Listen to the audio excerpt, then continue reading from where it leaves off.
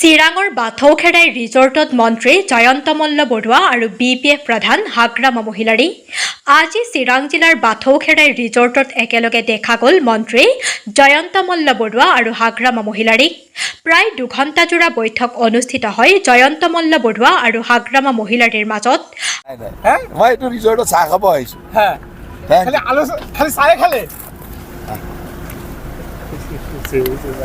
আকৌ জনাইছো, চিৰাঙৰ বাথৌখেৰাই ৰিজৰ্টত মন্ত্ৰী জয়ন্ত মল্ল বৰুৱা আৰু BPF প্ৰধান হাগ্ৰামা মহিলাৰীৰ মাজত বৈঠক। কিন্তু মন্ত্ৰী জয়ন্ত মল্ল বৰুৱাই সংবাদ মাধ্যমক চাহ খাবলৈহে চিৰাঙৰ বাথৌখেৰাই ৰিজৰ্টত আহিছিল বুলি মন্তব্য প্ৰকাশ কৰে। ইপিনে BPF প্ৰধান হাগ্ৰামা মহিলাৰীয়ে সংবাদ মাধ্যমক জনায় যে পৰ্বতচূড়াৰ মাটিৰ সমস্যালৈহে আলোচনা হৈছে বুলি কয় হাগ্ৰামা মহিলাৰীয়ে। News desk BC First 24। মোৰ ডিষ্ট্ৰিক্ট এক্সিকিউটিভ আছে আজি আমাৰ কোকৰাঝাৰৰ ডিষ্ট্ৰিক্ট এক্সিকিউটিভ আছে। মই ডিষ্ট্ৰিক্ট এক্সিকিউটিভত যাওঁ, ডিষ্ট্ৰিক্ট এক্সিকিউটিভত কথা পাতিম। হাগ্ৰামাৰ সৈতে বৈঠকত কি আলোচনা হ'ল? মই ৰিজৰ্টত চাহ খাব আহিছো। ৰাজনৈতিক আলোচনা হোৱা নাই? নাই। মই এইটো ৰিজৰ্টত চাহ খাব আহিছো। খালি চাহে খালে?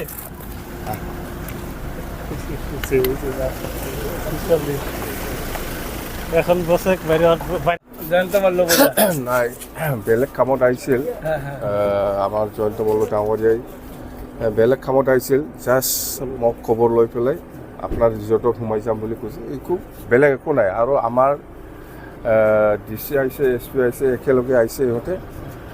আমি জাষ্ট একটা কথা আছে, আমাৰ পৰ্বতচূড়াৰ যিটো মাটিৰ সমস্যা সেইটো লৈ মই অলপ কথা পাতিম বুলি কৈছিল। ইয়াৰ কাৰণে আমাৰ এই কোম্পানীৰ মানুহো আহিছে।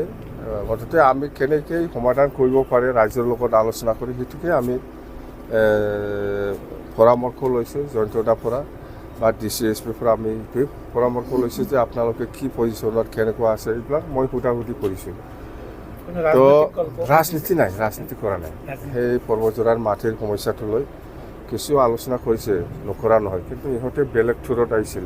মুঠতে মোক গম পাই ৰিজৰ্টত সোমাই যাম বুলি কোৱাৰ কাৰণে মই আহিছোঁ, বেলেগ একো নাই। ৰাজ্যসভা নিৰ্বাচন লৈ কিবা ৰাজ্যসভা নিৰ্বাচনটোতো আহক 19 তাৰিখত নেকি, না কেতিয়া ৰাজ্যসভা ইলেকশ্যন আজিহে 12 তাৰিখ আৰু সময় আছে।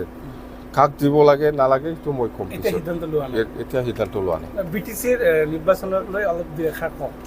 BTC নিৰ্বাচনটো ছেপ্টেম্বৰৰ পূজাৰ আগত মুঠতে অক্টোবৰত আগত হ'ব বুলি আমি শুনা পাইছোঁ। কিন্তু অফিচিয়েল নহয়, এইটো মানুহৰ পৰা শুনা কথা।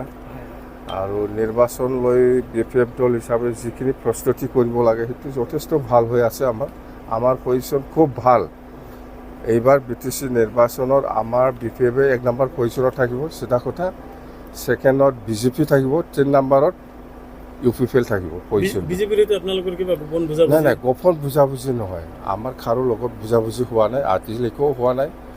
কিন্তু আমি অকলে খেলিম, মুঠতে অকলে খেলি পেলাই আমাৰ এটা আশা আমি এবছলুট পাম। আমি 25টাৰ তলত নাপাব বুলি আমি আজিৰ দিনত আমি ক'ব পাৰোঁ। প্ৰমোদ বৰাই কৈ আছে যে আপোনাৰ দলৰ যিমান ডাঙৰ নেতা সব আমাৰ নহয়, যিমান বুদ্ধিজীৱী আছে BTC অঞ্চলত, যিমান ব্যুৰ'ক্ৰেট আছে, যিমান ডক্টৰ PhD, যিমান জ্ঞানী মানুহ আছে চব UPPLত আছে, আমাৰ দলত আৰু নাই। যেন হওক, আমি আশা কৰিছিলোঁ ইমান বুদ্ধিজীৱী, ইমান জ্ঞানী ডক্টৰে, প্ৰফেচাৰ, লেকচাৰাৰ চব নেতাসকলে, চব জ্ঞানী মানুহ UPPL দলত আছে। ভালকৈ চলাব পাৰিব লাগিছিল, কিন্তু আজিকালি চলাব পৰা নাই। আজি চাওক, যিমান কাম কাজ কৰি আছে আজিৰ দিনত চব কমপ্লেইন। পইচা খাৱাৰ অভাৱ নাই, হিচাপ কৰিব নোৱাৰে। আজি আৰু কি প্ৰচেছ, কি মিছন ভিজন লৈছে এইটো হিচাপ নাই, কিন্তু এটাও ছাকচেছ হোৱা নাই। মুঠতে এই পইচাটো কেনেকৈ ওলাই খাব লাগে ইয়াৰ কাৰণেহে মিছন ভিজন কৰি আছে প্ৰমোদ বৰাই। এইটো ছাকচেছ নহয়। ৰাজনৈতিক বতাহ গৰম একেবাৰে। BTC ইলেকশ্যন আহিছে, নাই, বিধানসভা ইলেকশ্যনৰ সন্মুখত।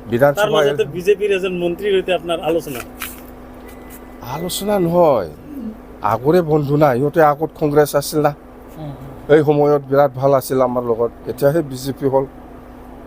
কংগ্ৰেছৰ সময়ৰ পৰাই আমাৰ চিনাকি, একেলগে আছিল আমি।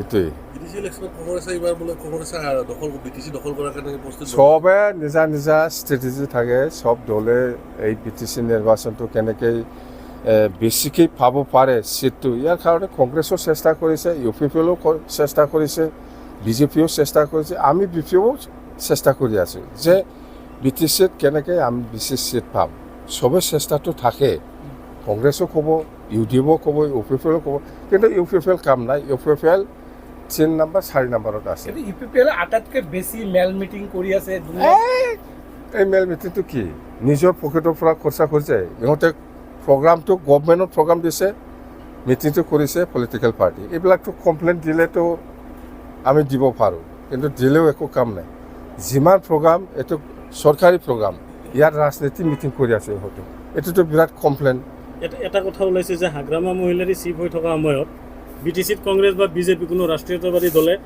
পাত্তা পোৱা নাছিল UPPLৰ সময়ত পাত্তা পাইছে এইটোতো আপোনালোকে ক'ব পাৰে মইতো কাকো পাত্তা দিয়া নাছিল কিন্তু প্ৰমোদ বড়োৱে আজি কি কৰিলে দে হ'ব